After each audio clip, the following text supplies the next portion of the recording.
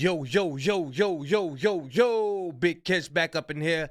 I know y'all tired of hearing the Andrew Schultz stuff, but I found a video that we have a react to on this channel, and I think it's pretty good. I watched about 5 minutes of it, and yeah, it's pretty good.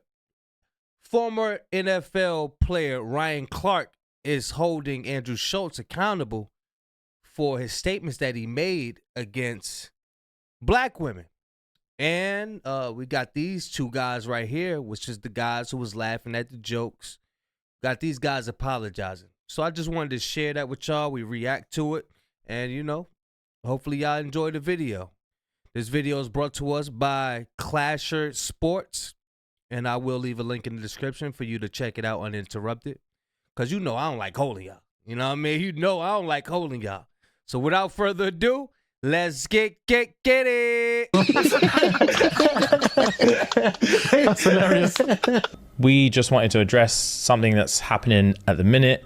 This past weekend, there's been a couple of clips going around from when we did a session on the Flagrant podcast while we were on our US tour. And yeah, there were a few jokes made that were incredibly inappropriate. One specifically pertaining. These guys are British. They're not from the US. They're British. Into black women. And in the clip, Andrew was making a joke. I'm not even going to get into specifics. Making a frankly racist joke. And we were laughing at it. And to give, there's first of all, before we get into like specifics or anything like that, obviously there's just literally no excuse. There is no excuse. Agreed. And fight or flight is a real thing. Like it is, yeah. Fight or flight is a real thing, and it's so not easy to say, but when you're in those situations, you look at it through a lens of like, bro, if it was me, I promise you, I'll stand up, I'll kick them cameras down, I would smack homeboy in the face, I would say this, I'll do that. But when you're in there, you're in shock. You're in shock, and all you want to do is move on. Okay, so following that podcast, that happened in July. And just like I stated before, that happens with many of us. We don't want to look like the ones that's overreacting. We don't want everybody to be pointing the finger at us for, you know, certain situations like, damn, should I spaz out? Should I spaz out? Because most of us got the capability of spazzing out. Should I spaz out right now? Nah, they might call the cops on us. Nah, they might call the cops on me. But if I stand up, I gotta stand. You know what I mean? But I understand what he's saying as far as like you put in a situation. Everybody's cool, laid back, but you really like, hold up, I'm about to spaz out right quick. You know what I mean? But then you know, the back of your head, is it that serious? You questioning yourself. It's a battle. Like, is it serious or is it not? And you in shock. You know what I mean? That's what they putting down. Hopefully y'all got it. It took about 2 months for people to start canceling these two Brits. So as mentioned earlier, their podcast is from the UK and they have a deep following of black females, and basically their core audience wasn't too happy after they saw the clip making the rounds. The fact that these two were laughing and not sticking up for black women made the situation worse in the eyes of their fans. So Ryan Clark, Channing Crowder, and Fred Taylor chimed in on this story on their Pivot podcast and listened to what RC and company had to say. Ryan Clark was a bad boy. I'm looking at those highlights. First thing is, check it out, when you think about the two podcasters from the UK, is we don't know if the black experience there is the same as the black experience for African Americans or black people that grew up in America. I'm sure to be on this media tour in the US and to sit with Andrew Schultz was a big thing for them. I don't care if it was a big thing. And in addressing Andrew Schultz, who I do think is funny, who sits with Charlemagne and has some of these discussions about the culture, I believe he got too comfortable. So I would like to explain some things to him. Right. I want to explain to him the black experience, the black woman experience from my point of view.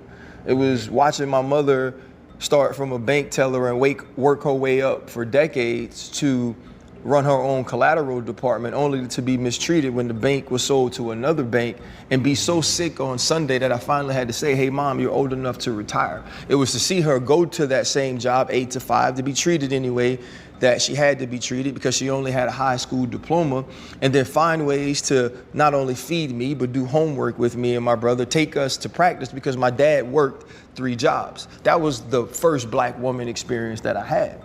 right? The second black woman experience I had is marrying a black woman and watching her sleep on my cot as doctors try to figure out why I'm 140 pounds and I'm a 30-year-old man who was 205 pounds a month before that. Her telling me months after that she would just go in the bathroom and cry every night in the hospital because she didn't want me to worry about her because I was so sick, right? For her to hold my family together so I could be in the household with my children when I was doing things and I wasn't shit. That's the black woman experience. The black woman experience is black women caring so much about the nuclear black family, black women taking care of young black men to teach them how to be leaders, to teach them how to be strong, to teach them how to care about their God, about their family, and it's about their communities. And to raise their young black women to be independent enough to take care of themselves, but to understand how to support a family, how to support a man, while also understanding how to get it on your own. That's the black woman experience that I know. The reason that black women are tough is because when you're mistreated in the way that black women are, if you're not tough, you just die off, you don't survive. That's the black woman experience.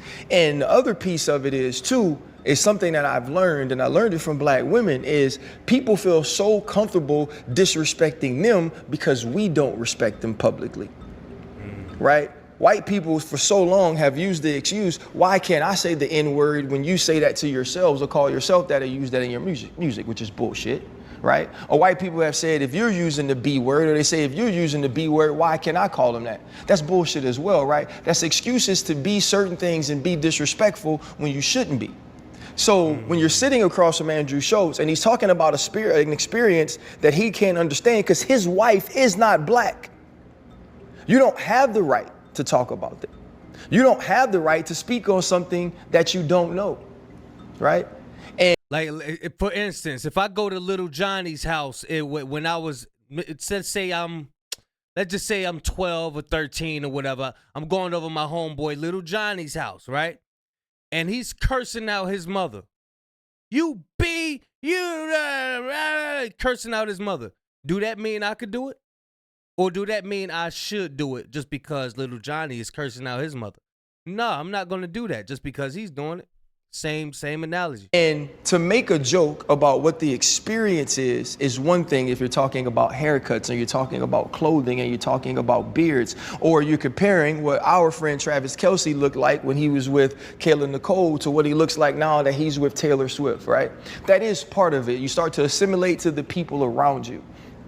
What you're not going to do, though, is be disrespectful and say you have to develop a defense mechanism because of alleged violence. Black women aren't violent. Black women don't just walk around to beat people or to be angry or to be treated a certain way. No, black women, to me, were the entire front line of the Alton Sterling protests when he died, when he was killed by cops in Louisiana. Black women are on the front lines of everything that's about us. Black women understood that they had to take a back seat because as we were fighting for rights in our country, that we as men were going to be able to get through the door before they were. So they decided to push us forward and give us ideas and give us help and give us support and be our biggest cheerleaders because they knew we'll have an opportunity to get in the door first. The problem is, so many times now, we're getting in those doors and we aren't reaching back and bringing them through that same door with us. And this is just another example of that. So whoever is Andrew Schultz's black friend, Charlemagne, you're his black friend, sit him down, talk to him, tell him what the black woman experience truly is. He don't respect Charlemagne. That's the problem. He don't respect none of them who come up there. He don't even respect 50 Cent. And this is why they must disassociate themselves with Andrew Schultz instead of going up there acting like, you know, they all buddy and, oh, this is how you get along with him. This is what you must do. That's what they doing. They're trying to show us, Charlemagne and 50 Cent is trying to show us how to lay down and take it. That's what they try. Pause. Huge pause. But that's basically what they're trying to do because they've been doing it for years. Let's get it. Because he ain't married to one, and he's obviously never been around enough of them to know how strong, how beautiful, how independent they could be while also being supportive, how much black women have done to create this entire world that we all live in and the way that they've poured in it. I'd rather be upset, but I know if I'm upset and I'm loud, that just plays into the same angry black woman trope to the black man trope that he wants us to depict, and I refuse to give him that joy. So this clip got about over 30,000 likes on Twitter, but a lot of people, black and white, went in on Ryan Clark, mainly because of the fact that Andrew Schultz is a comedian and it was his own podcast platform they were on, which is known to be very open with. You see, the brother couldn't even speak his mind. He letting everybody know the black woman experience. And yes, the black woman experience is unique. It's very unique to her because the black woman had to struggle. The black woman had to carry grocery bags and catch a taxi cab while having 3 other children. You know, we just started getting cars and stuff like that. We didn't always have cars like that. That people don't ride. We used to ride buses, catch taxi cabs left and right. That was the thing. Buses and cabs. Buses and cabs. We just started. I say in the past, 20 years. Everybody start getting the cars and all of that stuff. Now, I don't know too many people who ride buses, but we've grown over the years. But the experience that, him and such as myself can identify with is the struggle. You know what I'm saying? So we definitely got to put some respect on our sister's name, man. For real.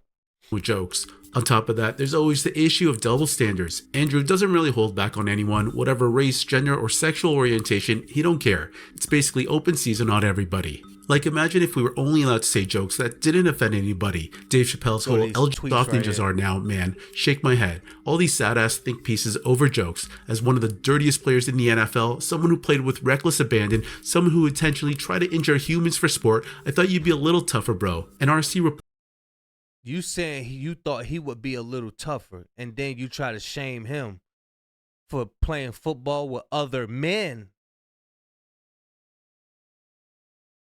Play football with other men, and then you try to condemn him from speaking out, protecting women. A lot of these people don't be making sense. A lot of people, they just get on here. Who is this? Jay Mulholland? I hate you, soft.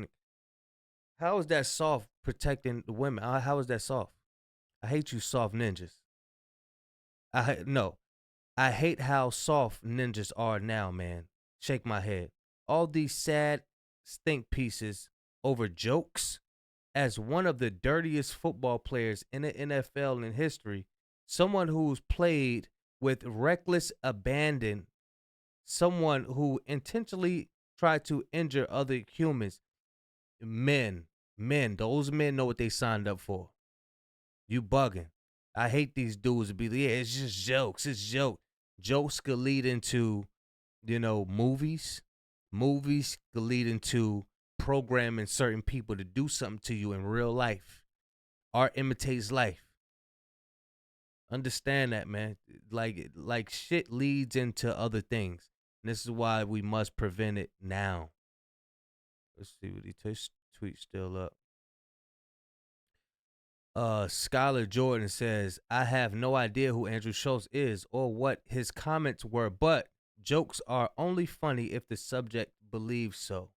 Is one of the most inaccurate statements I've ever read in my life. Exactly. Who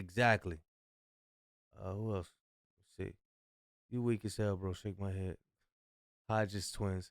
I know Hodges twins ain't talking about what the football player just said. You weak as hell, bro. Shake my head. And lastly, ain't ever beating the soft allegations now. Okay, so like I said, most people were in agreement with RC's take, but he certainly had quite a fair share of detractors. Like I said earlier, for me, this is a really sensitive topic, but comedy is... Yeah, I think that was good. Because I believe that, we do belong here. We do have a story to tell, and don't nobody need to interrupt us or tell us that we don't need to have any ideas or any testimonials or any experience, sharing our experiences. It's like we always got to shut up. You know what I'm saying? Like, it's get on my nerve. The brothers just set up there. Yeah, this is my black woman experience. Let him talk. Let him cook. Let him get it off his chest. Because obviously he done been through some things. He belongs. He belongs just like the rest of us. Just like everybody else belong here, we belong here as well. All right, y'all let me know what y'all think of the video, man. He was cooking, though. Big Kish signing out. I'm gone, y'all.